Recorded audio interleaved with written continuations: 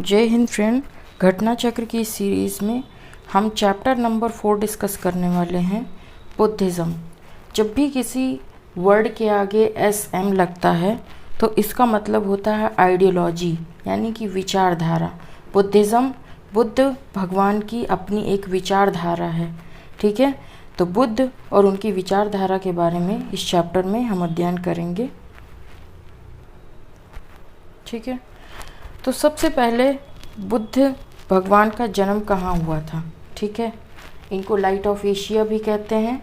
ठीक है, अब देखेंगे बुद्ध भगवान का जन्म कब हुआ था, तो थोड़ा सा डाउट है, पर फिर भी 563 BC मान्य है कि 563 BC में इनका जन्म हुआ था। ठीक है, और कहाँ पे? लुम्बिनी, कपिलवस्तु, नेपाल में। ठीक है, लुम्बिनी नामक एक जगह जो कपिलवस्तु के निकट है, ये जगह नेपाल में स्थित है। वहीं पे गौतम बुद्ध का जन्म हुआ था। ठीक है, और इनके बचपन का नाम सिद्धार्थ है। ठीक, गौतम बुद्ध के फादर की बात करें तो उनके पिता का नाम शुद्धोधन है और ये शाक्य क्लान के चीफ थे। ठीक है, मुखिया थे शाक्य क्लान के। इनकी मदर का नाम माया देवी है, या महामाया भी कहते हैं इनको, और ये कोलियन क्लान की थी। ठीक है, इनकी जो आंट थी प्रजापति गौतमी, है ना, प्रजापति गौतमी ने इनको रेस किया था, इनको बड़ा किया था, क्योंकि महादेवी की बुद्ध के जन्म के दौरान ही मृत्यु हो गई थी। ठीक है, तो ये अपनी आंट यानी कि मौसी के द्वारा बड़े किए गए थे। प्रजापति गौतमी ने इनका जो है पालन पोषण किया था। इनकी वाइफ का नाम यशोधरा है, ये भी शाक्य क्लान से बिलोंग करती हैं। ठीक है, और अलग अलग ग्रंथों में यशोधरा के अलग अलग नाम भी हमको मिले हैं, जैसे कि गोपा हो गया, बिंबा हो गया, भदका चन्ना हो गया, एट्सेट्रा, और भी कई नाम मिले हैं। ठीक है, इनके बेटे का नाम है राहुल। ठीक है, अब बुद्धा की जर्नी के बारे में थोड़ा जान लेते हैं। तो चूंकि इनके फादर मुखिया थे, शाक्य क्लान के मुखिया थे, इसीलिए गौतम बुद्ध को वो भी कहा जाता है, शाक्य मुनि नाम से भी जाना जाता है। ठीक है, तो इनके फादर चूंकि शाक्य क्लान के मुखिया थे, इसलिए इनकी लाइफ बहुत ही ज़्यादा लैविश थी। महल में रहते थे, बहुत अच्छे से रहते थे।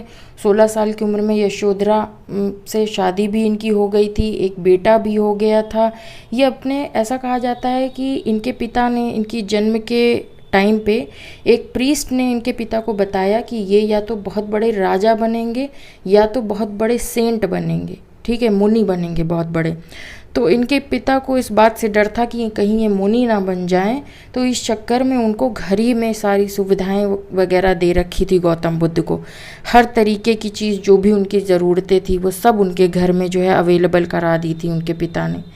एक बार गौतम बुद्ध ने बहुत स्ट्रॉन्ग डिज़ायर अपने फादर के सामने जाहिर की कि मुझे महल से बाहर जाना है और महल से बाहर की दुनिया देखनी है कि कैसे लोग रहते हैं वहाँ पे। ठीक है, तो उनके फादर ने बहुत अच्छे से सजवा दिया, पूरा सब जगह खूब अच्छे से सजा वजा दिया, लेकिन वो 4 चीज़ों को कंट्रोल नहीं कर पाए।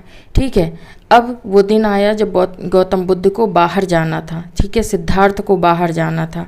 सिद्धार्थ उनके बचपन का नाम था। बुद्ध वे तभी कहलाए जब उनको ज्ञान की प्राप्ति हो गई थी।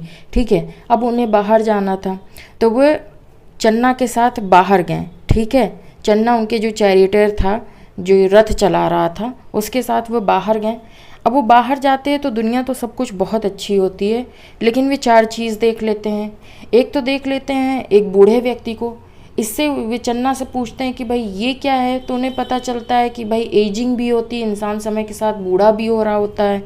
एक सिक इंसान को देखा, किसी बीमारी से ग्रसित इंसान को देखा कि वह तड़प रहा था, है ना, खटिया में चारपाई में पड़ा हुआ था। ठीक है, तीसरा इन्होंने क्या देखा कि एक डेड बॉडी ले जाई जा रही थी। ठीक है, फिर इस डेड बॉडी ले जाई जा रही थी, इससे पता चला कि इंसान की मृत्यु भी होती है। चौथा चीज़ इन्होंने देखा कि एक सेंट को देखा। अपने चन्ना से पूछा, चैरिटर से पूछा कि ये सेंट क्या होते हैं, ये क्यों बनते हैं भाई, जब सुखी आराम से ज़िंदगी जी सकते हैं तो फिर संत बनने का क्या महत्व है। ठीक है, तो ये जो 4 चीज़ें थी, ये गौतम बुद्ध इससे प्रभावित हुए। ठीक है। और इस कारण से इतना ज़्यादा प्रभावित हुए कि 29 साल की उम्र में वे अपना घर छोड़ दिए। और किस लिए घर छोड़ा उन्होंने? इस चीज़ को जानने के लिए कि एक्चुअली ट्रुथ है क्या, लाइफ की सच्चाई क्या है, ठीक है।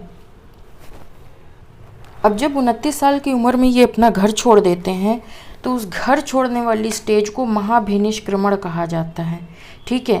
क्योंकि भगवान बुद्ध के आगे जब भी कोई भी उनकी घटना होगी तो आप देखेंगे महा लगाया जाएगा, ठीक है। क्योंकि नोबल मैन थे, इनके हर जो है जो भी इवेंट्स होंगे, महान इवेंट्स होंगे, उनके आगे आप महा देखेंगे, ठीक है। तो महाभिनिष्क्रमण किस शब्द के लिए यूज़ किया गया है? जब वे घर छोड़ देते हैं उस घटना को महाभिनिष्क्रमण कहा गया है, ठीक है। अब जब ये घर छोड़ करके जाते हैं तो ये एक सांख्य फिलॉसफी के आचार्य थे अलार कलाम, इनसे इनकी मुलाकात होती है, कुछ टीचिंग्स इनसे लेते हैं, फिर रुद्रक रामपुत्र से कुछ टीचिंग लेते हैं। अब इनकी टीचिंग्स तो लेते हैं पर वो बहुत ज़्यादा संतुष्ट नहीं होते हैं, ठीक है। तो फाइनली क्या होता है कि ये 6 वर्षों की कड़ी तपस्या करते हैं। कहाँ पे? बोधि वृक्ष के नीचे। बोधि अर्थात पीपल का वृक्ष, ठीक है। तो पीपल के वृक्ष के नीचे ये लगभग 6 वर्षों तक कड़ी तपस्या करते हैं, ठीक है। कंटिन्यूअस जो है मेडिटेशन करते हैं। और फिर इनको 6 वर्ष बाद वैशाख पूर्णिमा के दिन, ठीक है, इसी बोधि वृक्ष के नीचे ज्ञान की प्राप्ति हो जाती है। और जब उनको ज्ञान की प्राप्ति हो जाती है तो इनको ये बुद्ध कहलाए और तथागत कहलाए, ठीक है। तथागत का मतलब क्या हुआ? एक ऐसा इंसान जिसको लाइफ की सारी सच्चाई पता चल गई है, ठीक है, जिसका ट्रुथ ही नॉलेज है, ठीक है। इनको शाक्य मुनि भी कहा गया। शाक्य मुनि क्यों? क्योंकि ये शाक्य क्लान से बिलोंग करते थे, है ना। अब इनको ज्ञान की प्राप्ति हो गई। पहला उपदेश ये कहाँ पे देते हैं? तो सारनाथ में, ऋषिपत्तनम नामक जगह है, आज की डेट में सारनाथ बनारस में है वो जगह, ठीक है। 5 सन्यासियों को ये अपना उपदेश देते हैं, ठीक है। उपदेश में क्या रहता है? मेनली ये बताते हैं कि ज़िंदगी में क्या है, दुख है, मतलब कि life is full of suffering, ठीक है। ज़िंदगी दुखों से भरी हुई है, ठीक है। दुख के कारण हैं, उसको अंत करने का भी जो है इन्होंने मार्ग अपनाया है, अष्टांगिक मार्ग जिसको कहेंगे, ठीक है।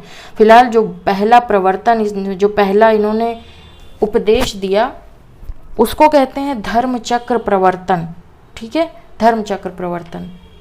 तो धर्मचक्र प्रवर्तन किस घटना को कहते हैं?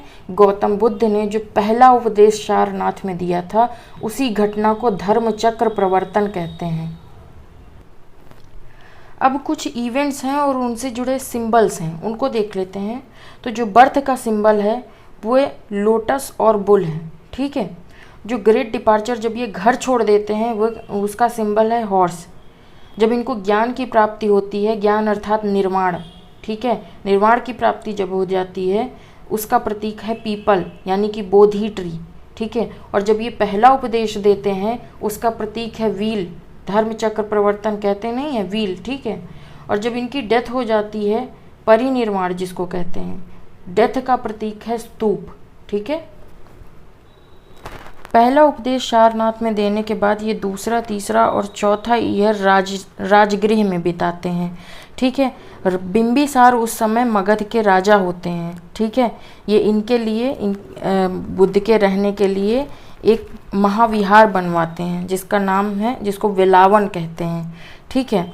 अब ये राजगृह से होते हुए वैशाली पहुंचते हैं, ठीक है। ये लिच्छवियों की कैपिटल थी वैशाली, ठीक है। और अपना 5वां रेन ईयर ये वहाँ पे बिताते हैं। उसके बाद लिच्छवियों ने भी इनके लिए कुटाग्रशाला नामक जो है रेजिडेंस बनवाया था महावन में, ठीक है। वैशाली की जो रॉयल कॉर्टिजन थी, जिस प्रोस्टिट्यूट कहते हैं आम्रपाली, ठीक है, आम्रपाली नाम की प्रोस्टिट्यूट थी, ये इनकी डिसाइपल बन गई थी, भक्त बन गई थी। और इन्होंने आम्रवाटिका नामक जगह दी थी बुद्धिस्ट भिक्षुओं को रहने के लिए, ठीक। अब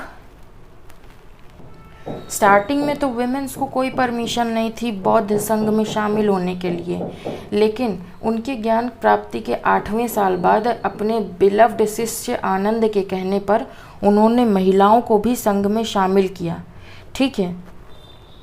और संघ में शामिल होने वाली जो पहली महिला थी वे उनकी खुद की मौसी थी, जिन्होंने उनको बड़ा किया था, पाला पोसा था। ठीक है, प्रजापति।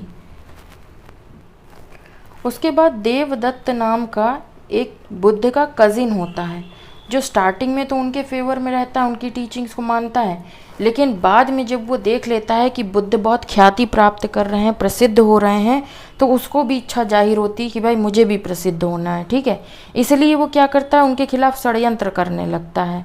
ठीक है, अब षड्यंत्र करने से क्या ही हो जाएगा, है ना। ज्ञान की प्राप्ति जब बुद्ध को हुई है ना, तो वो तो लोगों को दिखेगा ही, है ना, कैसे हैं कैसे नहीं लोग। तो फिर वो अपनी इस षड्यंत्र में जो है असफल हो जाते हैं। ठीक है, और यहाँ से किनका देवदत्त का चैप्टर ख़त्म हो जाता है। उसके बाद गौतम बुद्ध के जो सबसे ज़्यादा डिसाइपल्स थे वो कोशाला किंगडम, जैसे आज की डेट में राज्य नहीं होते हैं वैसे ही कोशाला किंगडम, भाई महाजनपद का टाइम था, 6th सेंचुरी BC 16 महाजनपद डिवाइड हो गए थे, है ना। तो कोशाला किंगडम के अंतर्गत श्रावस्ती आता है।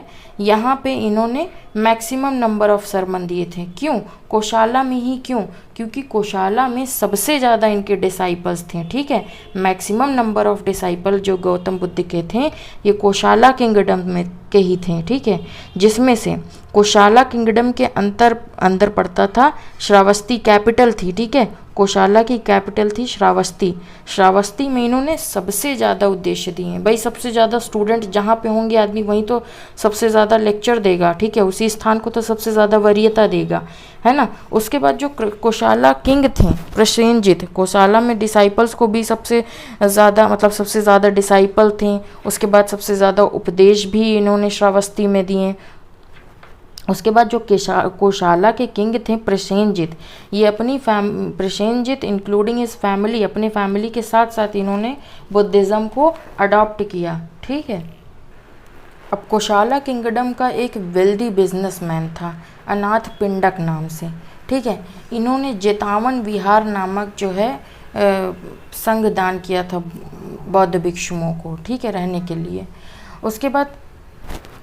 उसके बाद कोशाला के राजा प्रसेनजित ने भी पुब्बारम नामक इनके लिए बुद्धिस्ट विहार बनवाया था। ठीक है, बुद्ध ने अपने जीवन के अंतिम दिन वैशाली में बिताए। ठीक है, बुद्धिज़्म का प्रचार करते हुए ये पहुँचे पावा में। ठीक है, अब उस पावा नामक जगह में ये एक चुंद नामक ब्लैक स्मिथ यानी लोहार के घर जाते हैं, और ऐसा कहा जाता है कि उस लोहार ने इनको शुक्र माधव यानी कि सूअर का मांस खिला दिया, जिसकी वजह से गौतम बुद्ध को ब्लीडिंग होने लगी। ठीक है, अब उपदेश देते देते वो कुशीनगर पहुँचे। ठीक है, और कुशीनगर में लास्ट इन्होंने उपदेश दिया था और इनकी मृत्यु वहीं पे हो गई। कुशीनगर मल्ल राज्य की कैपिटल थी। ठीक है, तो गौतम बुद्ध की डेथ कहाँ पे हुई, कुशीनगर। अब जब कुशीनगर में उनकी डेथ हो गई तो इस डेथ वाले इवेंट को क्या कहेंगे, महापरिनिर्वाण। ठीक है, गौतम बुद्ध की जब मृत्यु हो गई तो उसको महापरिनिर्वाण कहते हैं।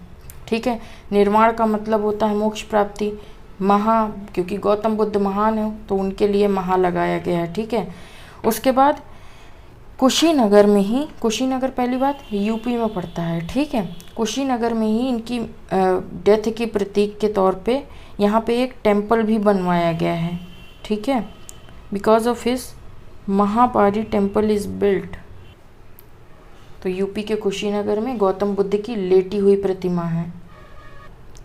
इस प्रतिमा को 1876 AD में एक्सकेवेट किया गया था। ये लगभग 6.10 मीटर ऊंची लेटी हुई प्रतिमा है। ठीक है,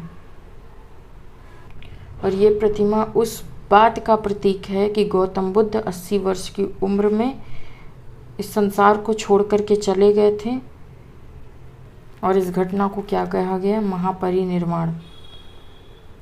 अब गौतम बुद्ध के उपदेशों की बात करें तो जो इन्होंने पहला उपदेश दिया था ये किससे संबंधित था, इन्होंने बताया था जीवन में दुखों से संबंधित। ठीक है, जीवन में दुख हैं, दुख के कारण हैं और उनका सल्यूशन भी दिया था गौतम बुद्ध ने 8 फोल्ड पाथ, जिसको नाम से जाता है अष्टांगिक मार्ग नाम से। ठीक है, और ये सारे बुद्धिस्ट सेक्ट आज की डेट में बुद्धिस्ट सेक्ट कई पार्ट में डिवाइड हो गया, जैसे थेरावादीन हो गया, वज्रयान हो गया, है ना। ऐसे बहुत सारे सेक्ट में बुद्धिज़्म डिवाइड हो गया है आज की डेट में। फिर भी डिवाइडेशन के बावजूद बेसिक टेनेंट्स के रूप की बात करें तो इन दुखों से निपटने के का जो 8 फोल्ड पाथ है वो इंसान को फॉलो करना चाहिए। और 4 आर्य सत्य इन्होंने दिए हैं। जीवन के 4 आर्य सत्य क्या हैं, ठीक है। तो पहला सत्य तो बुद्ध ने कहा कि जीवन है तो दुख है, ठीक है। दूसरा इन्होंने कहा कि उस दुख के कारण भी हैं। क्या कारण है? मोह माया, है ना। और तीसरा इन्होंने कहा कि ये दुख का अंत किया जा सकता है, ठीक है। और ये दुख का अंत कैसे किया जा सकता है ये बुद्ध को कैसे पता चला? जब वो इनलाइटेंड हो गए तब उनको इस दुख के अंत को ख़त्म करने का जो है टूल पता चला, जिसको अष्टांगिका मार्ग कहते हैं, 8 फोल्ड पाथ कहते हैं,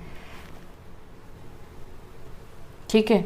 अब ये जो 4 नोबल ट्रूथ है इसको 4 आर्य सत्य भी कहते हैं। आर्य मतलब नोबल ट्रूथ, है ना।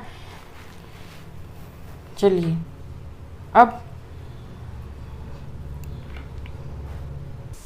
अब ये अष्टांगिका मार्ग हैं क्या? तो पहला यम यानी कि एथिकल डिसिप्लिन्स, यानी कि एथिकल डिसिप्लिन्स कहने का मतलब क्या हुआ? नैतिक जीवन जिया जाना चाहिए, अच्छा और बुरे के बीच फ़र्क होना चाहिए।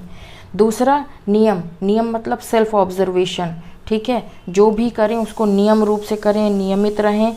तीसरा इन्होंने कहा सिटिंग पोस्चर और पोस्चर्स पे ध्यान देना चाहिए इंसान को, ठीक है। चौथा इन्होंने योग कहा, प्राणायाम करें, ब्रीथ कंट्रोल करें, ठीक है।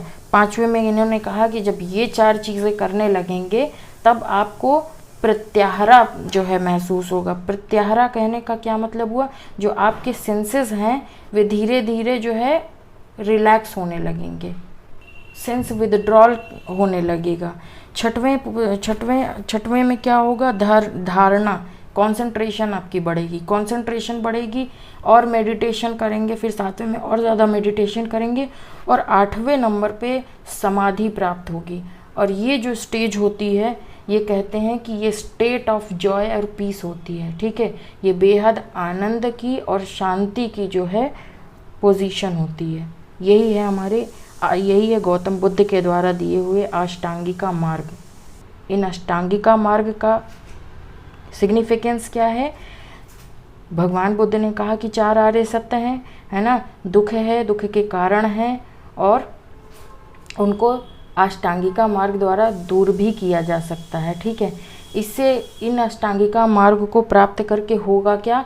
इंसान को निर्वाण की प्राप्ति होगी। निर्वाण का क्या मतलब हुआ? मोक्ष की प्राप्ति होगी, जन्म और मरण के चक्र से मुक्ति मिल जाएगी उसको। अब हम देखेंगे बुद्धिज़्म जो एक विचारधारा है इसका स्प्रेड क्यों होता है, ठीक है। तो हम देखते हैं कि वैदिक एज में प्रॉब्लम क्या थी। ब्राह्मणिज्म जो था, ब्राह्मणिज्म ये अपने पीक पे था, ठीक है। और ब्राह्मण्स मेनली किस पे फोकस करते थे? कर्मकांड पे, यज्ञ कैसे करना है, भगवान को पूजा करने के लिए एक प्रॉपर विधि चाहिए होती है, ठीक है। दुनिया भर के सामान चाहिए होते हैं, दूध, दही, घी और भी अलग अलग प्रकार के जो है एकदम 3-5 करके ब्राह्मणों की आवश्यकता होती है। जो लोअर वर्ग का स्टेटा, जो गरीब आदमी, जो महिलाएं हैं, जो शूद्र हैं, तो इन सेक्शंस को इन्होंने बाइकआउट कर रखा था एक तरीके से, ठीक है। तो भगवान को पूजने का ठेका ब्राह्मणों ने ले रखा था, ठीक है। और इनके अकॉर्डिंग ये था कि एक पर्टिकुलर मेथड के द्वारा ही हर पर्टिकुलर भगवान की पूजा की जाती है, ठीक है। तो इससे जो काटे हुए सेक्शन थे, जैसे कि विमेंस हो गई, शूद्र वगैरह हो गए, और जो गरीब लोग हो गए जो सोचते थे कि अरे भगवान की पूजा करना तो बड़ा टफ टास्क हो गया है, ठीक है, एक नॉर्मल इंसान के लिए पॉसिबल नहीं था। इस सिनारियो में बुद्धिज़्म जन्म लेता है, ठीक है। 5th और 6th सेंचुरी की बात है। सबसे पहली बात है तो ये पाली लैंग्वेज में ब्राह्मणिज्म जो था वो मेनली संस्कृत पे फोकस किया करते थे, जिसका जिसको बताने का काम था, जिसका मीनिंग देने का काम था, वे मेनली किसका था?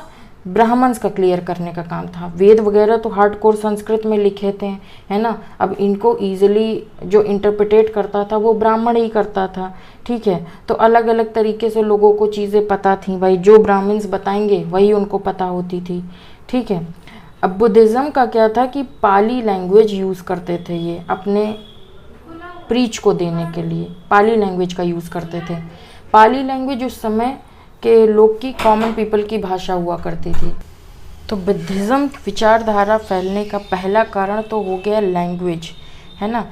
दूसरा कारण हो गया जो वैदिक एरा में वर्ण सिस्टम बना रखा था, ब्राह्मण क्षत्रिय वैश्य शूद्र करके, है ना। तो ये ब्राह्मणों के अकॉर्डिंग इन्होंने क्या कर रखा था कि बर्थ के आधार पे इन्होंने ये सिस्टम डिवाइड कर रखा था, वर्ण सिस्टम बर्थ के आधार पे था, ठीक है। तो बेचारे जो शूद्र होते थे, जो महिलाएं होती थी, ठीक है, तो कई बार वे जो है दबाई जाती थी, ठीक है।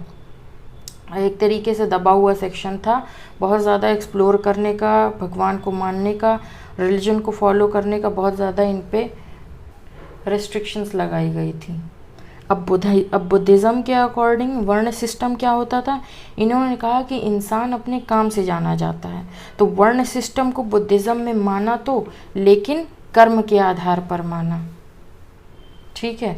और भगवान बुद्ध ने सभी, ब्राह्मण हो चाहे क्षत्रिय हो चाहे वैश्य हो चाहे शूद्र हो चाहे महिलाएं हों, इवन चाहे स्लेव्स हों, सभी को इन्होंने अपॉर्चुनिटी दी कि वो आएँ और उनकी जो है शिक्षा ग्रहण करें। पर हाँ, स्लेव्स अपने मास्टर से परमिशन लेकर के ही जो है संघ में शामिल हो सकते थे। अब जो दूसरी बात थी इस बुद्धिज़्म के फैलने के लिए, इसमें कोई यज्ञ की ज़रूरत नहीं थी, कोई आइडल वर्शिप नहीं थी, है ना। और किसी भी ऑर्गेनाइज्ड रिचुअल्स और रूल्स की ज़रूरत नहीं थी किसी भी देवता को पूजा पाठ करने के लिए, ठीक है। और बहुत इजी था, ठीक है। उनके लैंग्वेज में था, पाली लैंग्वेज में था, उस समय की कॉमन भाषा हुआ करती थी, तो लोगों को समझने के लिए भी ये चीज़ आसान हुई, ठीक है। बुद्धिज़्म ने बताया कि इंसान का जो असली एम होता है वो सैल्वेशन यानी कि मोक्ष प्राप्त करना होता है। मोक्ष क्या होता है? बर्थ और डेथ की साइकिल से मुक्ति, ठीक है। दूसरा एक कारण ये भी होता है कि नॉन वायलेंस का जो है कंसेप्ट बुद्धिज़्म से आया। नॉन वायलेंस मतलब कोई किसी पे अत्याचार ना करे, चाहे वो जानवर हो चाहे वो इंसान हो, किसी पे अत्याचार नहीं करना चाहिए, ठीक है। हर वर्ग को ड्यू रिस्पेक्ट दी जानी चाहिए। और जब रिस्पेक्ट की बात आई तो किसको नहीं भाएगा भाई, हर स्ट्रेटा, चाहे विमेन हो चाहे शूद्र हो, ठीक है। तो हर समाज के हर पिछड़े वर्ग को, हर स्ट्रेटा को बराबर इज्जत दी जाती थी। और इसी वजह से इस धर्म ने हर तरह के लोगों को अपनी तरफ अट्रैक्ट किया था उस समय, ठीक है। एग्जाम्पल के तौर पे देखें तो हम पहले भी जान चुके हैं कि गौतम बुद्ध को जब ज्ञान की प्राप्ति हो गई थी उसके 8वें साल बाद संघ में महिलाओं की भी एंट्री शुरू हो गई थी। बुद्ध और उनके डिसाइपल्स ने मिशनरी कंसेप्ट को फॉलो किया। मिशनरी कंसेप्ट का ऑब्जेक्टिव क्या होता था भाई, वे लोग क्रिश्चियनिज़्म का जो है प्रचार करते थे, ठीक है। एक ग्रुप ऑफ लोग होते थे, जगह जगह विहार बना दिया, मतलब विहार बोल रहे हैं, जगह जगह जो है अपना अड्डा बना लिया, स्कूल बना लिया या कुछ वहीं कहीं पे क्रिश्चियनिज़्म का प्रचार प्रसार करते थे। एग्जैक्टली लाइक दैट बुद्ध और उनके अनुयायियों ने इसी तरह से जगह जगह विहार बना करके, जगह जगह संघ बना करके बुद्धिज़्म का प्रचार प्रसार किया। अब बुद्धिस्ट काउंसिल की बात करें तो जो पहली काउंसिल हुई थी ये राजगीर के सत्यपानी केव में हुई थी, ठीक है। राजगीर के सत्यपानी केव में हुई थी। राजा अजातशत्रु ने इसको पैट्रोनेज दी थी और इसके चेयरमैन थे महाकश्यप, ठीक है। और पहले बुद्धिस्ट काउंसिल का रिजल्ट क्या निकला, तो दो विनय पिटक और सुत्त पिटक नाम, पिटक मतलब क्या होता है, कंपाइलेशन होती है, कई सारी बुक्स होती हैं, ठीक है। तो सित्त पिटक और विनय पिटक का कंपाइलेशन किया गया था। तो पहली बुद्धिस्ट काउंसिल की सिग्निफिकेंस तो ये थी। दूसरी बुद्धिस्ट काउंसिल कहाँ पे हुई थी? वैशाली में हुई थी, चुलौवन नामक जगह में, ठीक है। और किस राजा ने पैट्रोनेज दी थी? कालाशोक नामक राजा ने पैट्रोनेज दी थी। इसके प्रेसिडेंट थे सबाकामी, ठीक है। और इसका रिजल्ट क्या निकला? सेकेंड बुद्धिस्ट काउंसिल में स्थावरिन और महासंगिका, ये दो पार्ट में जो है दो पार्ट में डिवाइड हो गया, ठीक है। तीसरी बुद्धिस्ट काउंसिल पाटलिपुत्र में होती है, अशोक राम विहार में, ठीक है। और कौन से राजा पैट्रोनेज करते हैं? अशोक करते हैं। मोगलीपुत्तिस इसके प्रेसिडेंट होते हैं। और तीसरी बुद्धिस्ट काउंसिल का रिजल्ट क्या होता है? अभिधम्म पिटक लिखा जाता है इसमें, ठीक है।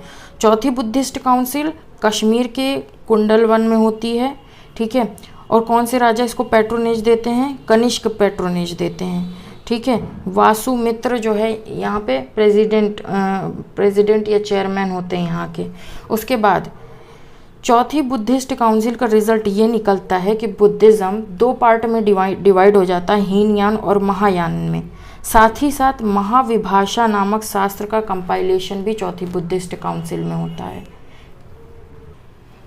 अब जो सेकेंड बुद्धिस्ट काउंसिल में बुद्धिज़्म दो पार्ट में डिवाइड हो गया था, ये थेरावादी दो सेक्ट में डिवाइड हो गया था, थेरावादी या इसको स्थाविर भी कहते हैं, और महासंघिका। तो थेरावादी महाकच्छायन ने जो है लीड किया था, ठीक है। और ये ट्रेडिशनल फेथ पे बिलीव करते हैं। ट्रेडिशनल फेथ कहने का मतलब कि बुद्ध ने जो भी टीचिंग्स दी हैं, जो बात कही हैं, और जो कठोर चीज़ों को मानना, मतलब कि संघ में रहना, संघ के कुछ नियम होंगे जो बुद्ध ने स्वयं दिए थे, तो बेसिकली ये उन चीज़ को मानते हैं, ठीक है। तो basically they are no changers, ठीक है। उसके बाद इट गिवन टू हीनयान, ठीक है, it given birth to Hinayana. Theravada से ही हीनयान का जन्म होता है, ठीक है। महासंघिका की बात करें तो महासंघिका को किसने लीड किया था? महाकश्यप ने, ठीक है। इनको महाकच्छायन ने किया था, थेरावादी या स्थाविरन को, और महासंघिका को महाकश्यप ने लीड किया था। इन्होंने कुछ समय के साथ कुछ चेंजेस को भी एक्सेप्ट किया, जैसे कि बुद्धिस्ट मोनेस्ट्री में कुछ नियम चेंज होंगे, ठीक है। जैसे दान दक्षिणा लेने के नियम हो गए हैं, इतनी बार खाना खाना है, कितनी बार खाना नहीं खाना है, तो कुछ चेंजेस को इन्होंने एक्सेप्ट किया टाइम के अकॉर्डिंग। उसके बाद महासंघिका से ही महायान का जन्म होता है। अब हीनयान और महायान के बारे में जो अंतर है ये चैप्टर के लास्ट में हम देखेंगे। अभी सर्वस्तिवाद का मतलब जानते हैं। बुद्धिज़्म आइडियोलॉजी में एक इम्पॉर्टेंट कंसेप्ट आता है सर्वस्तिवाद का। इसको कहते हैं डॉक्ट्राइन दैट ऑल एग्जिस्ट, ऐसा सिद्धांत जो हर समय के लिए एग्जिस्ट करेगा, ठीक है। इसको शून्यता का सिद्धांत भी कहते हैं। शून्यता का सिद्धांत उन्होंने दिया था नागार्जुन ने। तो सर्वस्तिवाद का मतलब क्या है? सर्वस्तिवाद स्वयं बुद्ध ने सर्वस्तिवाद का सिद्धांत दिया था। सर्वस्तिवाद कहने का क्या मतलब हुआ कि इस संसार में जो कुछ भी दिख रहा है, जो कुछ भी हम फील करते हैं, जिस चीज़ के पीछे हम परेशान होते हैं अननेसेसरली, है ना, वो सब बहुत ट्रांजिएंट है, बहुत क्षणिक चीज़ है, ठीक है। तो संसार में जो चीज़ भी दिख रही है ये सब मोह माया है, ठीक है। एक्चुअल में रियलिटी क्या है? इंसान को सुख की प्राप्ति तभी होती है जब उसको निर्वाण प्राप्त हो जाता है, मोक्ष प्राप्त हो जाता है। तो सर्वस्तिवाद का सिद्धांत यही है कि एक ऐसा सिद्धांत जो हर समय हर क्षण सत्य है, ठीक है। और सत्य क्या है? सैल्वेशन, एक तरीके से, ठीक है। इस दुनिया में जो कुछ भी दिख रहा है सब मोह माया है। उसके बाद बुद्धिज़्म फिलॉसफी में एक इम्पॉर्टेंट कंसेप्ट नागार्जुन ने दिया, जिसका शून्यता का सिद्धांत है ना, कंसेप्ट ऑफ शून्यता इन्होंने दिया। डॉक्ट्राइन ऑफ वॉइड इसका मतलब है। जैसे कि ज़ीरो का मतलब कुछ नहीं होता है, जैसे कि मैथमेटिक्स में देखें तो ज़ीरो का मतलब कुछ नहीं भी होता है और बहुत कुछ भी होता है। बहुत कुछ कैसे होता है? ज़ीरो फंडामेंटल माने जाते हैं। जैसे किसी संख्या के आगे ज़ीरो बना के वो संख्या बढ़ती हुई चली जाती है, उसका इम्पॉर्टेंस बढ़ता चला जाता है। जैसे कि 10 हो गया, 10 के आगे 3 जीरो लगा दिया 1000 हो गया, 5 जीरो लगा दिया लाख हो गया, है ना, इस तरीके से। तो शून्यता का महत्व है भी बहुत ज़्यादा, ठीक है। तो इसी तरीके से एग्जिस्टेंस के आधार पे देखेंगे कि दो तरीके का एग्जिस्टेंट होता है। एक तो डिपेंडेंट, किसी पे आश्रित होना, ठीक है, जिसको बुद्ध ने कहा है कि क्षणिक है जो चीज़ है उस पर हम आश्रित हैं, ठीक है। और एक होता है इंडिपेंडेंट एग्जिस्टेंस। इंडिपेंडेंट एग्जिस्टेंस एक ऐसा एग्जिस्टेंस है जिसमें हमें सत्य की प्राप्ति हो जाती है, ज्ञान प्राप्त हो जाता है, ठीक है। अष्टांगिक मार्ग द्वारा इंसान के दुख दूर हो जाते हैं। तो ये इंसान की एक इंडिपेंडेंट एग्जिस्टेंस होती है। जब इंसान को सत्य की प्राप्ति हो जाती है उसे सैल्वेशन मिल जाता है, ठीक है। तो बेसिकली शून्यता का सिद्धांत ये कहता है, ठीक। नागार्जुन की एक बुक है मध्यमिका कारिका। इसी बुक में शून्यता के सिद्धांत के बारे में बताया गया है, ठीक है। दूसरी चीज़ जो बहुत इंपॉर्टेंट डिस्कस की गई है मध्यमिका कारिका में, theory of relativity. Theory of relativity का सिद्धांत भी इस बुक से हमको मिलता है। इसीलिए नागार्जुन को आइंस्टाइन ऑफ इंडिया कहते हैं। इंडिया का आइंस्टाइन नागार्जुन को कहते हैं, ठीक है। मैत्रेय क्या है? मैत्रेय किस चीज़ का कंसेप्ट है? तो जो फ्यूचर में बुद्धा कभी जन्म लेंगे उन्हीं को मैत्रेय कहते हैं। बोधिसत्व क्या है? आईएएस के एग्ज़ाम में एक बार प्रीवियस ईयर क्वेश्चन में पूछा गया था कि बोधिसत्व क्या है। तो बोधिसत्व एक ऐसी एंटिटी है जो खुद साल्वेशन नहीं लेती है, ठीक है। क्यों नहीं लेती है खुद साल्वेशन? मोक्ष खुद क्यों नहीं प्राप्त करती है? क्योंकि ये दूसरों की हेल्प करती है, दूसरों को जो है मार्ग दिखाती है, दूसरों के भले के लिए, मतलब उनको मोक्ष की प्राप्ति दिलाने के लिए, ठीक है। बोधिसत्व का मेन काम क्या है? ये एक तरीके से दूसरे जन पे उपकार कर रहे हैं कि दूसरे जनों को मोक्ष की प्राप्ति हो, ठीक है। और इसलिए बोधिसत्व ने अपना मोक्ष रोक रखा है। तो बोधिसत्व एक तरीके का अल्ट्रुइस्टिक कार्य कर रहे हैं, ठीक है। अब बुद्ध के उपदेशों को देने के लिए 3 तरीके के ग्रंथों का उल्लेख किया गया है, मतलब 3 तरीके को ग्रंथ को कंपाइल किया गया है। सुत्त पिटक, विनय पिटक और अभिधम्म पिटक। सुत्त पिटक में क्या है? बुद्ध ने जो भी बातें कही हैं, जो भी ज्ञान सिखाया है, वे सब सुत्त पिटक में मेंशन है। विनय पिटक में जो मंक्स रहते हैं संघ में, ठीक है, विहार में जो मंक रहते हैं और जो संघ में लोग शामिल होते हैं, उनके लिए कुछ रूल्स वगैरह दिए गए हैं, ठीक है। तो ये विनय पिटक उनके लिए है। अभिधम्म पिटक में क्या है? फिलोसॉफिकल एक्सपोजिशन ऑफ धम्म, ठीक है। तो बुद्धिज़्म में भी कई तरीके की फ़िलॉसफी हो गई, जैसे कि सैल्वेशन। अभी आम इंसान को कैसे पता होगा कि सैल्वेशन क्या होता है, मोक्ष क्या होता है? तो ऐसी कुछ जो फिलोसॉफिकल एक्सप्लेनेशन है वो अभिधम्म पिटक में है। और अभिधम्म पिटक में टोटल 7 बुक हैं। अब जातक का क्या मतलब है? तो जातक में भगवान बुद्ध के पिछले जन्म की जो भी स्टोरीज़ हैं वो सब मेंशन है, ठीक है। किस लैंग्वेज में? पाली लैंग्वेज में। उसके बाद जब भगवान बुद्ध को एनलाइटनमेंट यानी कि ज्ञान की प्राप्ति हो जाती है तब वो कौन सी मुद्रा होती है? भूमि स्पर्श मुद्रा है, ठीक है। कुछ इस तरीके से देखिए, एक हाथ नीचे पृथ्वी की ओर है और एक हाथ उनकी लैप में है। ये भगवान बुद्ध की भूमि स्पर्श मुद्रा है। ऐसा कहा जाता है कि भगवान बुद्ध जब ज्ञान की प्राप्ति कर रहे थे, जब मेडिटेशन पे बैठे हुए थे, तो मारा नामक डीमन यानी राक्षस या राक्षसनी जो भी है, वो अपने आर्मी के साथ आया था बुद्ध भगवान को डराने के लिए, ताकि वे जो है ज्ञान की प्राप्ति ना कर सकें, ठीक है। तो उसको भगवान बुद्ध ने डिफीट करके एनलाइटनमेंट प्राप्त किया था। बुद्धिस्ट पीरियड में कई इम्पॉर्टेंट जो है यूनिवर्सिटीज़ थी, जैसे कि नालंदा हो गया, विक्रमशिला हो गया, वल्लभी हो गया, ठीक है। इसमें से जो नालंदा विश्वविद्यालय था, यहाँ पे महायान बुद्धिज़्म की शिक्षा दी जाती थी। गुप्ता पीरियड में इसको इस्टेब्लिश किया गया था, ठीक है। जो वल्लभी संस्था थी जो एजुकेशन प्रोवाइड करती थी, वहाँ पे हीनयान बुद्धिज़्म का जो है प्रीच किया जाता था, पढ़ाया जाता था। विक्रमशिला महार यूनिवर्सिटी, इसको पाला किंग धर्मपाल ने जो है इस्टेब्लिश किया था। उसके बाद उदंतीपुर नामक जो यूनिवर्सिटी थी उसको पाला एम्परर गोपाला ने जो इस्टेब्लिश किया था। अब चैत्य की बात करें तो चैत्य का क्या इम्पोर्टेंस है बुद्धिज़्म में। चैत्य का मतलब होता है चिता, ठीक है। और बाद में ये जो चैत्य हैं ये वर्शिप का एक सेंटर बन जाएंगे। क्यों बन जाएंगे? इन चैत्यों में समाधियाँ हुआ करती थी, ठीक है। जैसे कि बुद्ध हो गए, बुद्ध की समाधि हो गई, और उनके डिसाइपल्स की समाधियाँ हो गई, जो प्रोमिनेंट डिसाइपल्स हो गए उनकी समाधियाँ हो गई। वे जो सामान इस्तेमाल करते थे उनको गाड़ दिया, उसकी समाधि बना दी, ठीक है। तो इन समाधियों की आगे पूजा होने लगेगी, ठीक है। इसीलिए इन समाधियों का महत्व है, जिनको चैत्य भी कहते हैं।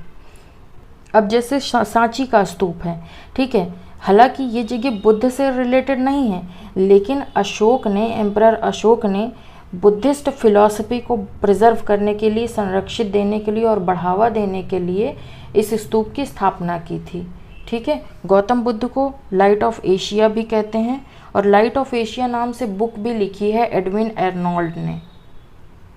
अब एक एडिशनल फैक्ट्स जान ले। बुद्धिज़्म में पॉवर्टी को हटाने के लिए स्ट्रांगली इन्होंने एडवोकेट किया था। क्यों?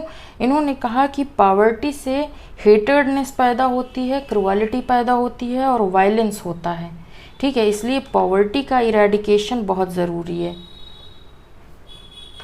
नेक्स्ट देखें तो हीनयान और महायान के बीच में अब हम मेन डिफरेंस जानेंगे। तो सबसे मुख्य डिफरेंस तो जान लें, जो हीनयान है, हीनयान में गौतम बुद्ध को एक इंसान के रूप में माना जाता है, ठीक है। रुकिए पेन ले लेते हैं। एज अ ह्यूमन माना गया है हीनयान में। और हीनयान में कहा है कि इंसान को सैल्वेशन प्राप्त करने के लिए खुद की हेल्प खुद को करनी होगी, है ना। दूसरी बात, इसमें भगवान बुद्ध को चूँकि इंसान माना गया है तो आइडल वर्शिप नहीं होती थी, आइडल वर्शिप नहीं होती थी। और हीनयान का एम क्या है? मेन अरहत प्राप्त करना, ठीक है। अरहत एक वो स्टेट होती है जब इंसान एनलाइटनमेंट प्राप्त कर लेता है, ठीक है। अरहत से क्या होता है? इंसान अपने आप को फ्री कर देता है सभी प्रकार के डिज़ायर से, और वे दोबारा जन्म भी नहीं लेते हैं, ठीक है। तो हीनयान का मेनली ये कंसेप्ट हो गया। उसके बाद इसके मेजर सेक्ट हो गए वैभाषिका और स्वतंत्रिका, ठीक है। वैभाषिका और स्वतंत्रिका, ये इसके मेजर सेक्ट हो गए। महायान में बुद्ध को भगवान माना जाने लगा, ठीक है। तो आइडल वर्शिप यहाँ से जो है होने लगी।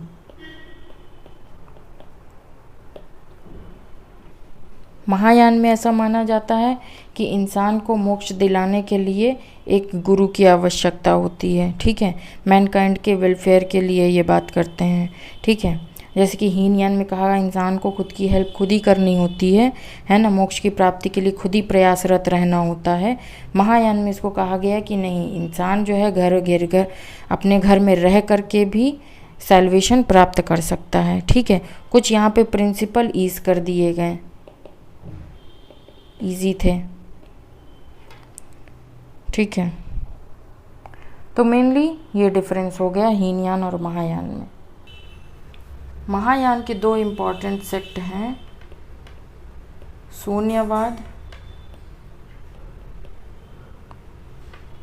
और विज्ञानवाद। अब कुछ बुद्धिस्ट टेक्स्ट और उनके ऑथर्स के बारे में जान लेंगे। तो मिलिंद पन्हो के ऑथर थे नागसेना, बुद्धचरित, सौदांद्रना और सरिपुत्रा प्रकरण के ऑथर थे अश्वघोष, मध्यमी कारिका के नागार्जुन मध्यमी कारिका, और विशुद्धिमग्गा के बुद्ध घोष थे ऑथर, अभिधम्म कोश के ऑथर वसुबंधु थे, ठीक है। तो इसके साथ हमारा बुद्धिज़्म वाला चैप्टर कंप्लीट होता है। नेक्स्ट पार्ट में हम क्वेश्चन आंसर देखेंगे, ठीक है। Thank you very much for the discussion.